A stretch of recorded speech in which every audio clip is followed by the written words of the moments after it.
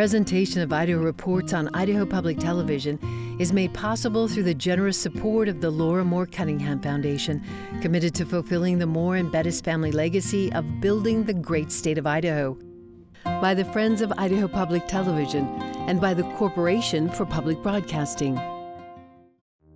Election Day is less than 3 weeks away. This week, we hear the pitches of Idaho's Democratic candidates for Congress. Plus, we take a look at the state's fight against invasive quagga mussels in Twin Falls. I'm Logan Finney, filling in for Melissa Davlin. The 53rd season of Idaho Reports starts now.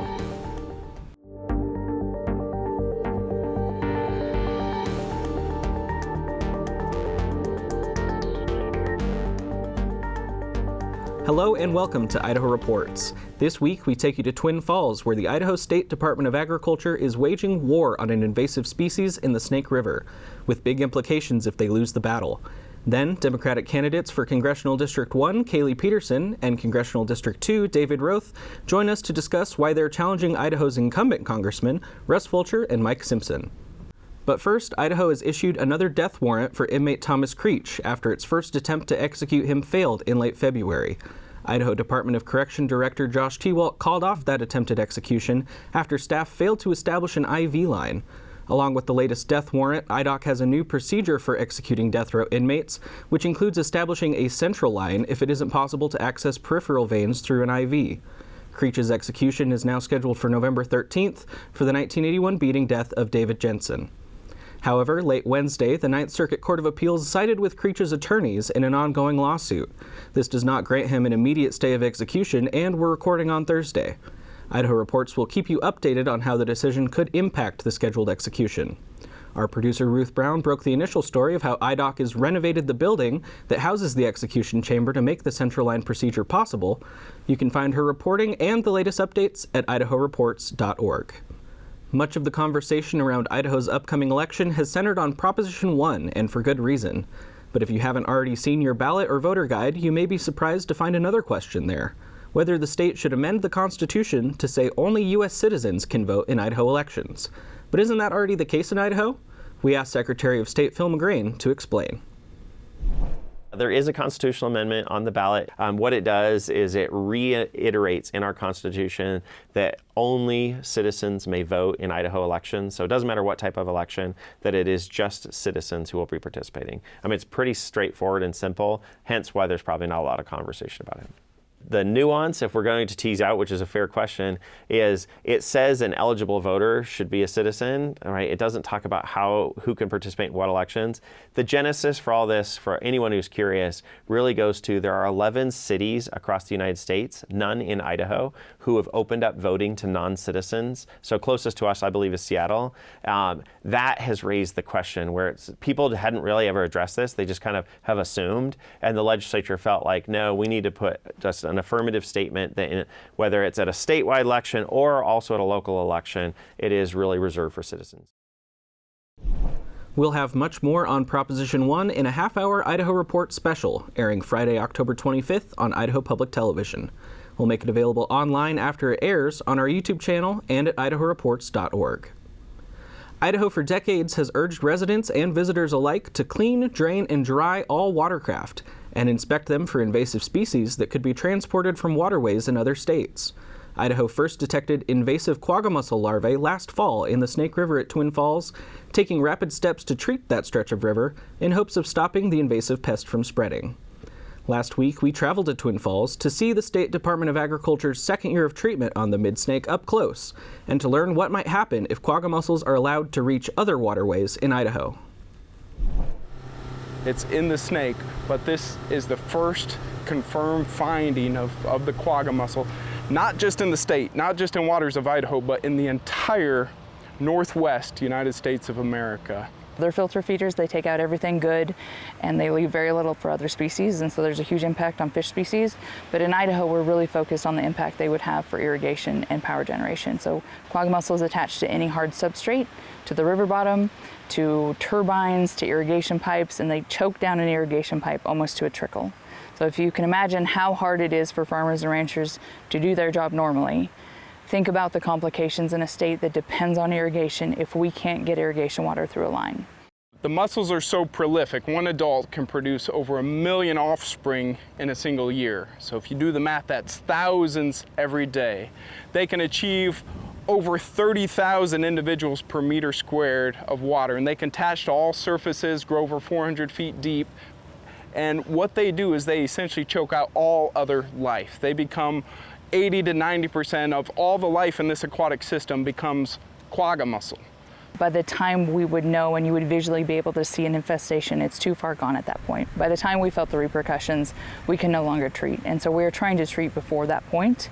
But it is hard because you're talking about a species that reproduces at a microscopic level, and that's when we can really eradicate. That's when our best chances are. Fortunately, we're just finding it right here. So quagga mussels between Twin Falls Reservoir downstream to Centennial Park. At that point, we worked with our treatment team on developing a treatment strategy to address the problem.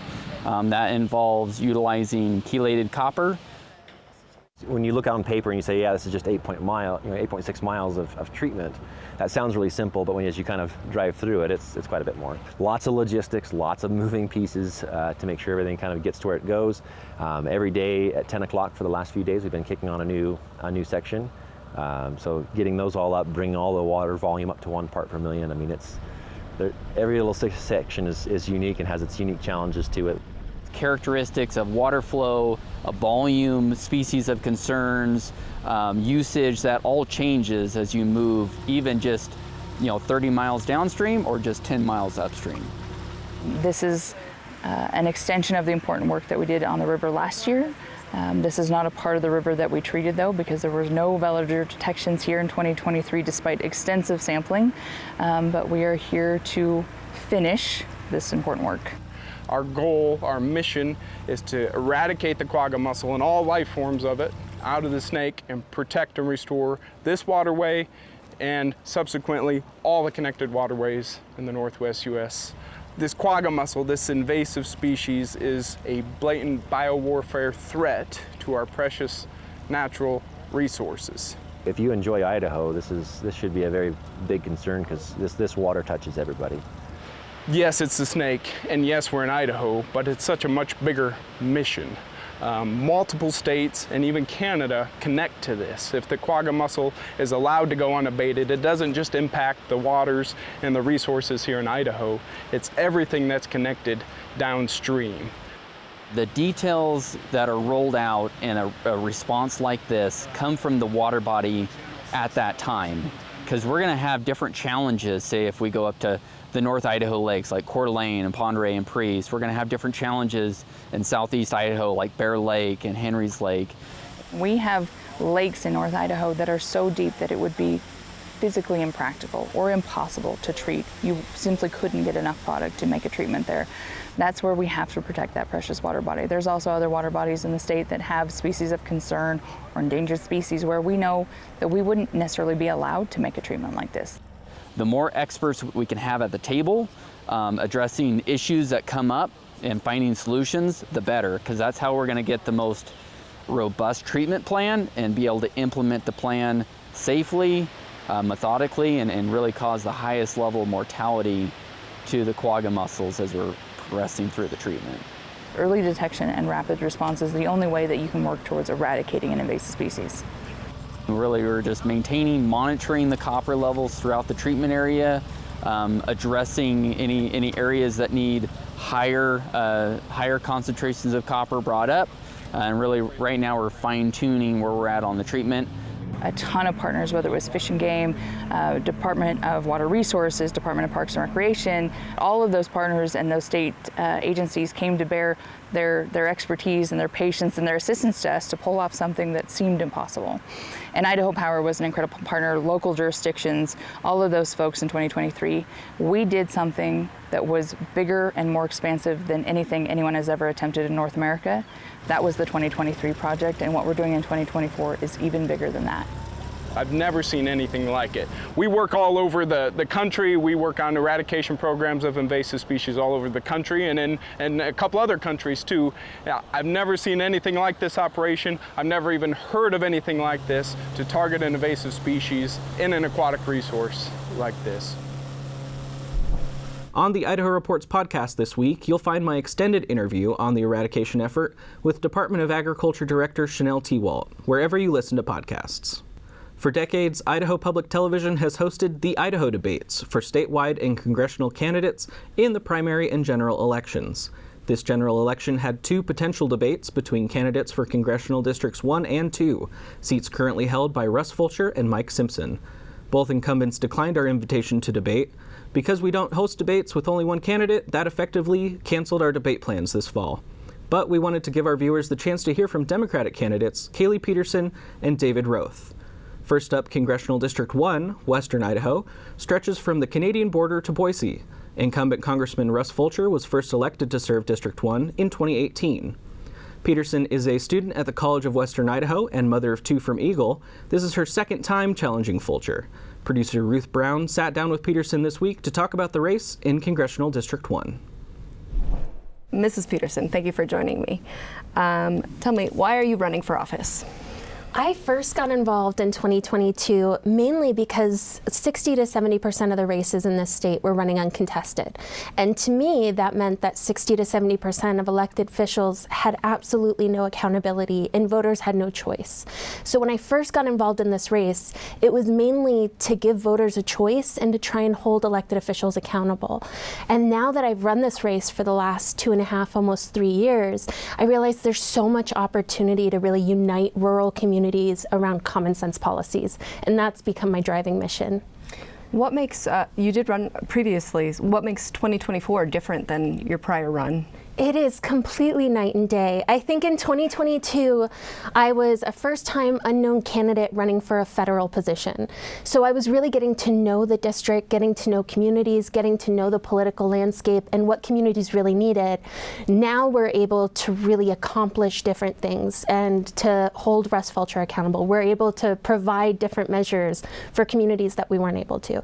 So what we've been able to accomplish is just so much greater than what we were able to do in 22. If Republicans do retain control of Congress, or if we have a Republican administration, how would you work with folks across the aisle? Oh, absolutely.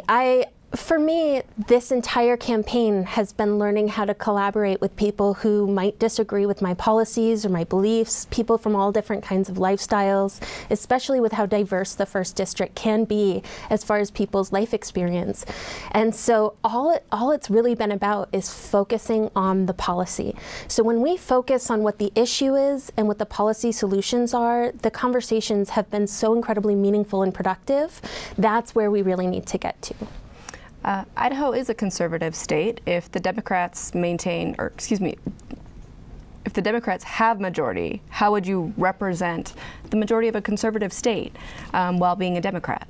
Once again, I find a lot of us talk about Republican and Democrat and the way that we label our party affiliations. And so many of the conversations that I'm having up and down the state aren't about party affiliations. They're really just about policy. And so far, most of the conservative voters that I'm speaking to actually agree with a lot of our policy stances. So for me, it's trying to move past the party politics and trying to score political points by saying a special interest line or a social media soundbite. And it's really just about finding a policy solution to address the really urgent concerns of this community. Speaking of policy solutions, are there areas that you would say you differ from Vice President Harris? Absolutely. I think for me, first and foremost, there's been a loss of faith that our system actually works for working class people. And so for me, holding the government accountable, holding those in positions of authority accountable, and holding corporations accountable are some of my top priorities. And that's something I don't see as a huge focus right now with this administration. So things like banning congressional stock trades, term limits, ethics committees, consequences for elected officials who don't do their job, that's a huge priority for me. As far as healthcare, I don't think there's an emphasis enough on how much taxpayer money is going to insurance companies, only for insurance companies to turn around and deny hardworking families. So that would be a huge emphasis for me. Let's transition. You brought it up, healthcare. what would you do to improve the affordability of healthcare in the state? I think there's actually a piece of legislation right now focused on transparency, because right now in our healthcare system, there's absolutely no transparency for consumers. So if we want to rely on a free market, then we have to allow that free market to compete. But to be honest, what I see are hardworking families that are shelling out hundreds to thousands of dollars each month for insurance companies to not only deny, but then dictate what their their solutions, dictating what doctors are doing with their patients. There's actually a lawsuit right now that is suing insurance companies for practicing medicine without a license. So for me, it's about really making sure that insurance companies are not the power holder in these transactions. Let's talk about a different kind of healthcare. You've said one of your top goals is abortion choice, but you live in a state that does have a very conservative legislature. Idahoans continue to overwhelmingly vote for anti-abortion policymakers. How would you balance your beliefs while representing constituents who may not agree with you? I think that's a big problem in our political process is the majority of Idahoans support reproductive freedom. The majority of Idahoans actually agree that the government should not be making these kind of decisions, and a vast majority of us agree that the strict trigger laws that abortion has in place has absolutely destroyed access to health care for Idaho women. And so seeing our legislature continually vote against the interests of the people and the will of the people is really the issue. And running against somebody who is arguing on the Supreme Court steps against the EMTALA ruling that emergency care physicians should not provide life-saving treatment. Somebody who travels up and down the state telling constituents that people like me believe in abortion after birth. This is a huge issue. So it's something that I'm really adamant about because I'm talking to Idaho communities. So should there be a federal law in place, are there concessions that you would make, and are there lines that you would draw as far as exemptions that you believe should be in law regarding abortion? I honestly believe the government should have absolutely no role in making this kind of decision for women. Any step towards progress that we can make, giving women this autonomy back, and also understanding the nuance of these situations. The stories that I've heard up and down the state are devastating, and they're personal, and they're very real for the vast majority of Idaho women.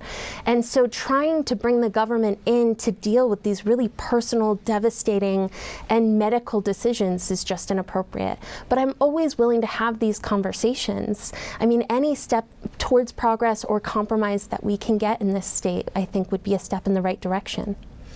Let's move to education. You do have plans to improve public schools, but our legislature and each elected in their district allocates that funding, and they might have different views than what you do. Can you tell me about some of your plans? What do you think needs to be done to improve public education? Well, right now at the federal level, there are all these opportunities for funding that we're simply not taking. For instance, earmarked funding. This district brought in $0, and that's taxpayer funded. That's already a part of the budget, so it's not increasing any kind of deficit. But let that alone, I think that the federal government's role in education should be ensuring that every single child in this country has access to a quality education, specifically gearing towards rural communities that might struggle to afford that kind of upkeep and maintenance and teacher pay. So that's where I see the role of the federal government, ensuring that funding is available specifically in areas like most of the first district that struggles to afford those things. Teacher pay and the relationship there. And also, I personally think that maybe the federal government needs to take another look at deregulating some of the standardized testing requirements that we have and handing some of that control back to local communities so that teachers can do their best. Kaylee Peterson, we're going to have to leave it there. Thank you so much for your time. Thank you so much for having me. Congressional District 2, Eastern Idaho, stretches from Boise to the Wyoming border. Incumbent Congressman Mike Simpson was first elected to serve District 2 in 1998. Roth is a consultant and father of two from Idaho Falls. He most recently challenged Mike Crapo for Senate in 2022. I spoke with Roth this week to talk about the race in Congressional District 2. Mr. Roth, thanks so much for joining us. What's your motivation for running for office? I think that every candidate sees something different in why they need to run for office. And I've been involved in politics for quite a while. And this year, more than ever, I really think that I had to run because there are decisions being made affecting people's lives. People are dying, people are losing their rights. And at a certain point, we have to stand up and say enough is enough. And we have to continue to push forward for change. Going back to the abortion issue, you've said you would vote to restore Roe versus Wade, ensuring bodily autonomy is recognized and protected for all women. But how would you work to effect that without a seat on the Supreme Court? Do you believe that the Congress could pass some sort of national abortion law? And what should that look like in your eyes? So I think that, we've talked about it several times. Vice President Harris has talked about it. We had Roe v. Wade for over 50 years in this country. It was the law of the land. And the Supreme Court did choose to strip those important protections away. It's up to Congress, has the ability to pass laws to protect those rights, much like we pass laws protecting any number of other rights throughout the country. And there is absolutely a danger that the Supreme Court could continue to set precedent and their longstanding settled law aside and try to overrule that. But I think that we can't govern our country by sitting down and being afraid of what one group of people in a building in DC are going to do. We need to start doing what's right. And if they continue to push back and try to take away those rights, then there are other options that we'll have to look at. We've already seen the Biden administration proposing some reforms for the Supreme Court, such as term limits, such as a binding code of ethics. And I think that many in this country can agree that we want to have confidence that our Supreme Court is acting in an ethical manner. And so I think that, and more that you're seeing coming out, some things are being questioned there. I do think that there is option also to look at the number of justices that are on the court. Throughout our country's history, we've seen that number of justices fluctuate. Congress does have the ability to adjust that number. The number of justices is not constitutionally mandated. And traditionally, each justice has been responsible for one appellate court district, but we have 13 appellate court districts and only 9 justices. So some are having to double up. So there certainly is precedent for matching that number of justices to those appellate courts. And I think that at a certain point, we have to start looking at how our institutions may no longer be acting in the best interest and the powers that are given to the people to adjust that. We don't have to have revolutions and wars. Our Constitution has granted the power to the people to, when they are not happy with the way things are going, to make a difference. I also think that one of the reasons you've seen some of these really extreme laws come into place is because the other side of the aisle has found that they can do these things and there's virtually no cost to them. There's no reason to hold accountable. It doesn't particularly cost them in elections. It doesn't cost them with their donors.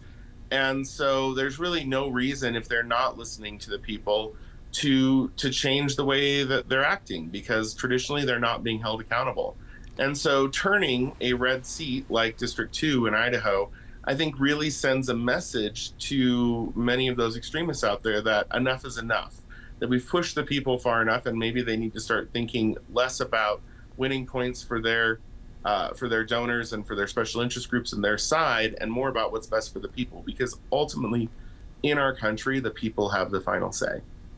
As you've been running for the seat, of course, you're a Democratic nominee in Idaho, which is a very deeply partisan Republican state. What sort of reception have you gotten from voters who, in your eyes, their elected officials are not representing them, but they keep voting for those officials? How do you explain that interplay?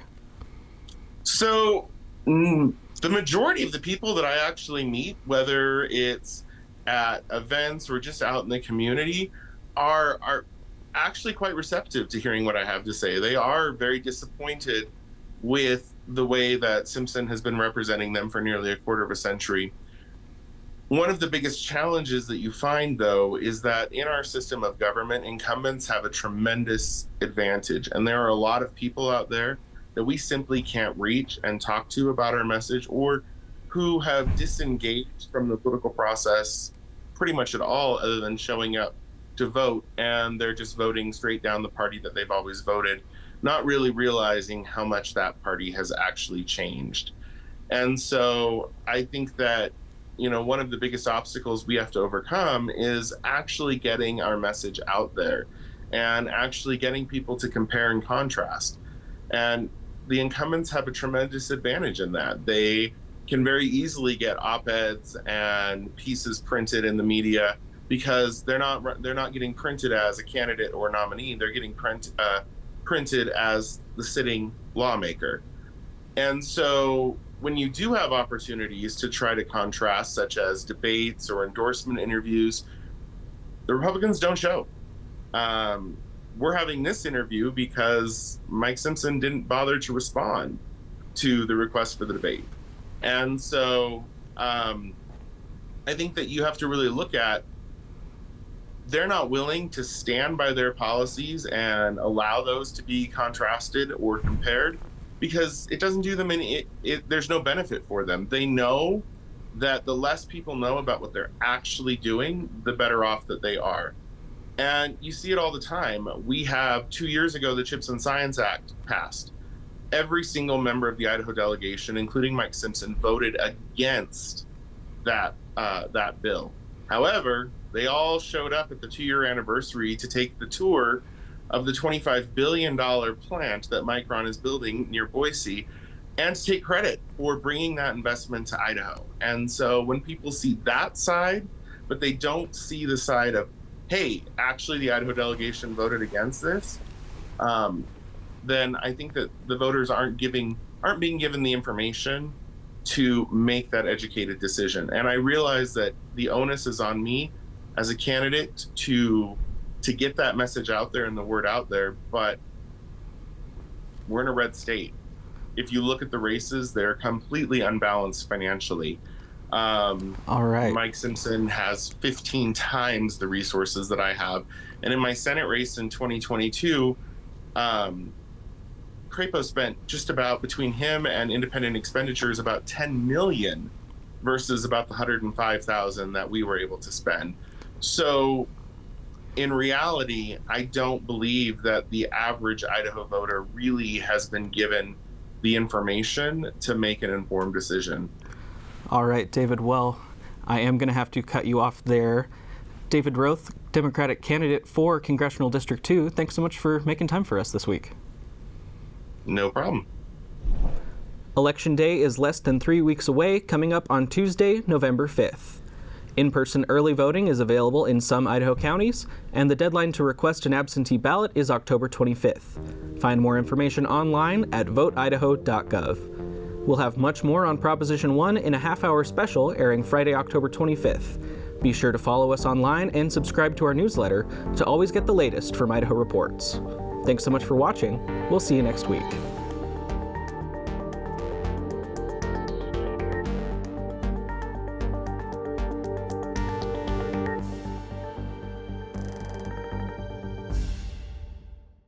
Presentation of Idaho Reports on Idaho Public Television is made possible through the generous support of the Laura Moore Cunningham Foundation, committed to fulfilling the Moore and Bettis family legacy of building the great state of Idaho, by the Friends of Idaho Public Television, and by the Corporation for Public Broadcasting.